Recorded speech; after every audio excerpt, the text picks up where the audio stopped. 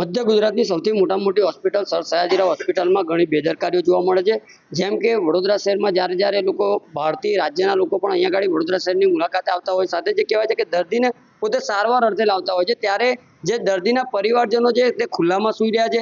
સાથે સાથે રાત્રિના સમયે પણ ઠંડી હોય, શિયાળો, ચોમાસામાં બહાર ખુલ્લામાં સૂતા હોય, ત્યારે વડોદરા શહેરની અંદર જ્યારે કરોડો રૂપિયાના ખર્ચે વિશ્રામ સદન બનાવવામાં આવ્યું છે, તો વિશ્રામ સદનનો ઉપયોગ અને હેતુ શું, એટલે ખાસ કરીને વહેલામાં વહેલી તકે ચાલુ કરવામાં આવે। સાથે સાથે એક્સરે વિભાગ હોય, સોનોગ્રાફી વિભાગ હોય કે તમામ જગ્યાઓ પર લાલિયાવાડી ચાલી રહી છે। સર્જિકલ વોર્ડની વાત કરીએ તો ત્યાં આગળ અવારનવાર ચોરીના બનાવો બનતા હોય છે, ઘણા લોકોના મોબાઈલ, પર્સની ચોરી થતી હોય છે અને અનેકવાર રાવપુરા પોલીસ સ્ટેશનમાં ફરિયાદ પણ નોંધાવવામાં આવે છે લોકો દ્વારા। ત્યારે ખાસ કરીને સિક્યુરિટી જે ઇન્ચાર્જ હોય, સિક્યુરિટીના કર્મચારીઓ, તેઓને પણ સૂચના આપવામાં આવે, આડેધડ પાર્કિંગ કરવામાં આવે છે, તેની પણ તકેદારી રાખવામાં આવે। એટલે ઘણી બધી સમસ્યાઓના ભાગરૂપે આજે વડોદરા શહેરના જે સુપ્રિન્ટેન્ડન્ટ સાહેબ, એસએસજી હોસ્પિટલ સુપ્રિન્ટેન્ડન્ટ સાહેબને આજે અમે આવેદનપત્ર આપીને રજૂઆત કરી છે અને વહેલામાં વહેલી તકે સંપૂર્ણ નિરાકરણ આવે તે હેતુથી કામગીરી કરવામાં આવે, તેના માટે આજે રજૂઆત કરવા માટે આવ્યા હતા।